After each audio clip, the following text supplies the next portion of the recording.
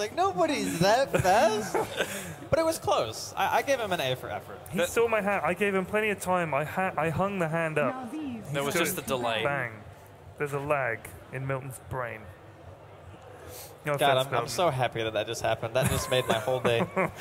I'm like, I'm over the moon now. It's fine. I'm ready for more Dota. Now you got the energy to finish. Yes. Wonderful. Wonderful. We've had a disconnect. Let's all just sit back down again. Yeah, but it's not the draft day, so it's fine. Okay. So. Yeah. So, Clockwork Band. What a surprise. Yeah, that makes sense. Yeah. And NaVi denying qojqva his beloved Nature's Prophet. We have seen in the Dream League some insanely good qojqva Nature's Prophet games. So a worthy ban, I think. Lich, of course, they don't fancy going up against the Lich. And there's no way you pass up a lifesteal when he slips through the pool. That is a favorite of XVOST, I would say. Yeah. This is like the, okay, we're done messing around. Yeah. Give me lifesteal, we'll win the game. Yes. But at the same time, you get his... Well, I'm not going to say direct counters back up again, because I thought we were just going to go Weaver Bane, like, straight away. Weaver is a lane counter to Lifestealer. Yeah. Yeah. But I thought they'd get they go, like, double whammy up against him.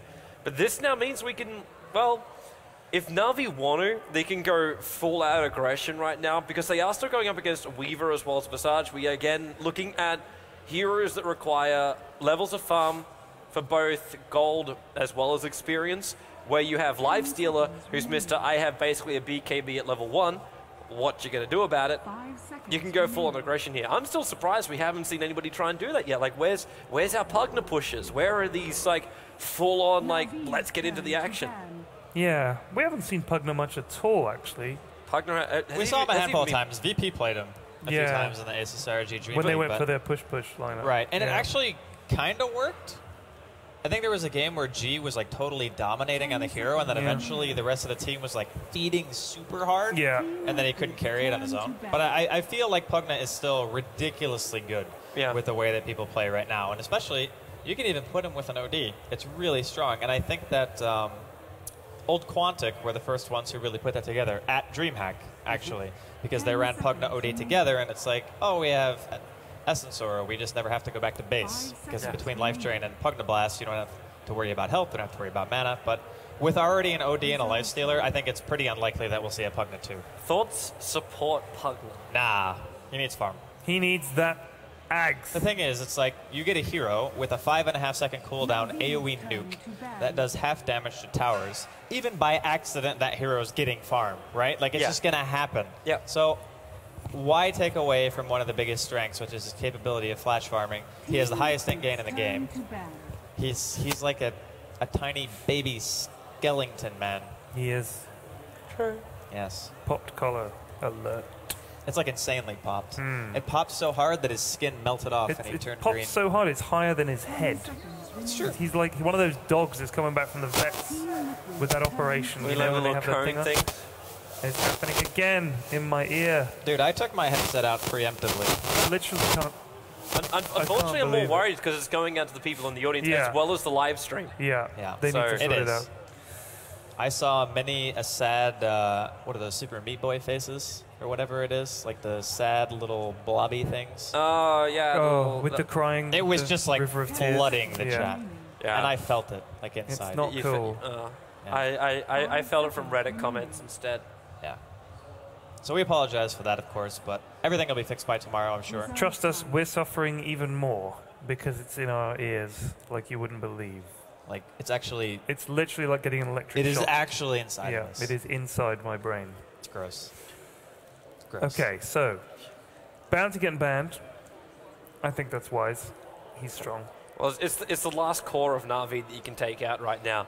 You look at the two guys that are capable of like standing by themselves. I'm surprised though the TC didn't look towards the Enchantress in this lineup. They're going to grab the Wind Rider instead, so we do get a level of control. But just thinking about Enchantress in this scenario, how do NaVi want to try and lane this? Obviously, Dendi OD mid. Do you leave a Force on the top lane, safe lane, hand a Midas farm up, and then try and go into a battle with the Weaver in that regard? Or do you think about contesting on the bottom? Well, it depends on what kind of supports they pick. Because if you get like a Rubik or something, at this early stage, which I wouldn't think is a terrible idea against NaVi's lineup. The only problem with it is that it's pretty susceptible to heroes like Visage and Weaver in terms of just damage. But if you're able to get your hands on something like Shikuchi, then it gives you an alternative method of initiating on a Weaver without having to farm up something like a Blink Dagger, which you would need on something like a Bat, for example. But again, that's another hero that would have taken the place of the OD in the draft. So I'm kind of favoring a support pick here, regardless of whether or not it's a Rubik at this point. And since the offlaners are all kind of banned anyway, like Liquid are just trying to delete Funnick from the game. They're just like, you don't get this, this, this, or this. Now pick a hero. I'm sure there was a plan B for this apart from just a Windrunner. Like we get Kuroky Rubik now his for Rubik. Dendi. So we had another level of controller. We got open winds. We got telekinesis right now. One level of burst damage coming out from the Fade Bolt. I still want to see what else they want to bring to the field here. Because there's one last supporter left for Puppey now, and there's one hero left for Funnick. I wouldn't be too shocked to see a Chen either. Yeah? Just because the likelihood of them going aggressive with these heroes is pretty low. Even though Lifestealer is really good in aggressive lanes, Rubik doesn't add a lot of damage, you know? He's just kind of like the telekinesis guy. So if you pick up a Chen, you can safe farm the lane, you can push, and Visage, Weaver, and Wind Ranger. Okay. What about, because we saw Puppey do this earlier in the Dream League, do you think he could take an Enigma in this game? He could actually take an Enigma, but there's already two methods of interrupt on the side of Liquid, right? You have Familiars, you have Shackle. And if they pick it after the next pick, then there's another hero that could potentially be coming out that could stop it too. Do you think Team Liquid might pick up a Crystal Maiden here? Well, it's a very strong laner. And if they wanted to really shut down the Lifestealer, they could pick it. The thing is, with the order that Navi is picking their heroes, they're still leaving their lanes a little bit ambiguous, right? Like, they can still change it up a bit. There's not huge rotation because it's OD who's going to be going mid pretty much for sure. They had fun with Clinks last time. And then all you really know for sure is that the Lifestealer and the Rubik are going to be together. We don't know if it's going to be aggressive yet. And since the carry is actually going to be the pickup from Liquid, they haven't picked up the other support. So we don't really know what Liquid are going to do 100% either. It's like neither team really wants to show their full hand before they absolutely have to. Right. And with this Liquid pickup of Clinks, how fearful is Navi right now to go Quap or Storm Spirit? Because I know they're looking for a combination with the Lifestealer right now. And they would have been like two of the biggest candidates to use for jump-in kind of initiation. Yeah, but if they picked a Storm, they would have had to have safe laned it, or safe lane the OD, and then go aggressive with the Lifestealer. That would have been their only option. Yeah. You were saying to me that you pick OD just to win a lane. Yeah. I mean, his damage output is pretty ridiculous. Like, if you get ahead, Sanity's Eclipse can just explode people. The intelligence difference that you can get on heroes becomes massive, and the damage output that you have is crazy high. But when BKB start coming out, you turn into a kitten. You're just like, oh, man, I don't do any damage anymore. And then you have to rely on Hex openings to be able to circumvent BKB and then still do damage. How many BKB heroes does Team Liquid have? Weaver doesn't necessarily get a BKB. Well, yeah, he can, because against a Rubik and potentially whatever else Navi are picking, like, a lot of it will be dictated on what these picks are. Because if there's two high disable or heavy damage heroes that aren't physically based, then it would warrant a BKB more. But right now, you could say it either way. Like, I don't feel like against these three heroes that he necessarily needs one 100%. That could change. Yeah. And now he needs a BKB. I mean, it's just, that's how it works. You see the heroes and it's like, well, looks like I'm getting a BKB. Yeah. Especially with the puck. Not even Manta is good enough, because even if you Manta the Waning Rift, you're still going to be stuck under coil, most likely, and that means that you can get telekinesis very easily. And a Lincoln isn't going to save you from that either. So, I'm still concerned about Puck's life. Like I talked about before, like you want to ban out things like Storm Spirit, Quap, or Puck as well. And if that Orchid comes up at a good time for Clinks, if you do safe lane him, if you do run the Weaver up on the top lane and aggressive tri lane, then you're not going to find a lot of space as that Puck to maneuver around, to actually combo with a Lifestealer. But I suppose you've also got that ace up your sleeve, or on your sleeve. An ace on your sleeve, yeah. where you have a Lifestealer inside. Clinks comes to gank up, all of a sudden, infest damage out. Surprise zombie. Yep.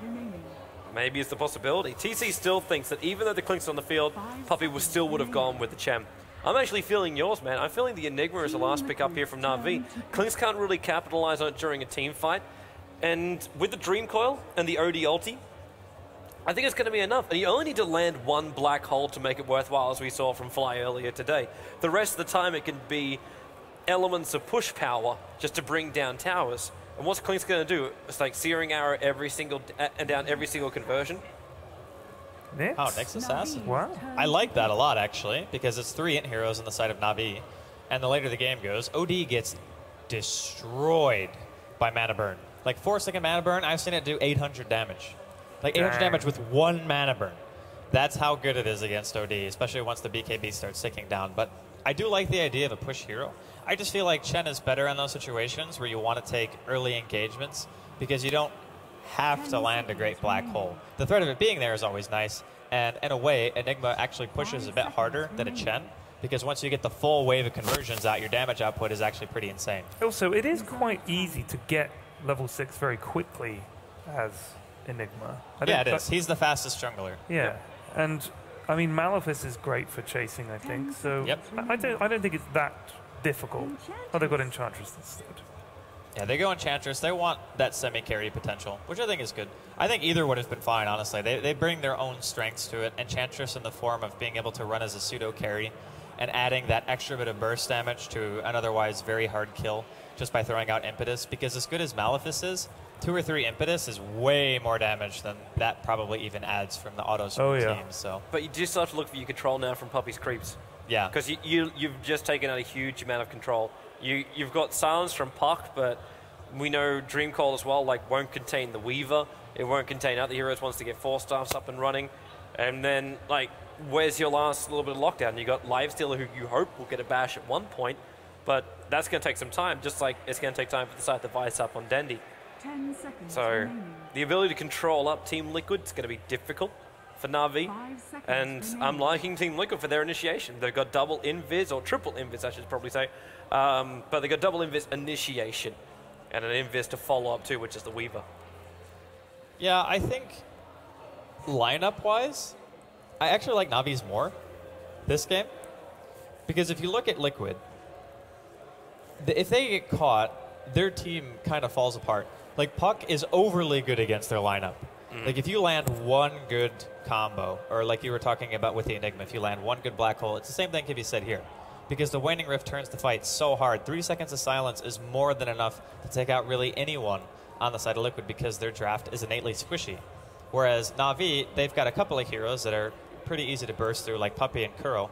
But the rest of them, they have their own methods of survival. You have things like Astral Imprisonment. Puck is very hard to kill anyway because he's just very mobile. And then XVOST has a built-in BKB. So for me personally, I like these drafts from NaVi where they have the aggressive potential, but they also have a hero who can fight at any stage in the game, and they can just go for kills nonstop. Well, we'll see if you're going to be right, man. But let's run through our lineup. So we'll have TC heading out as the Weaver. Again, Liquid do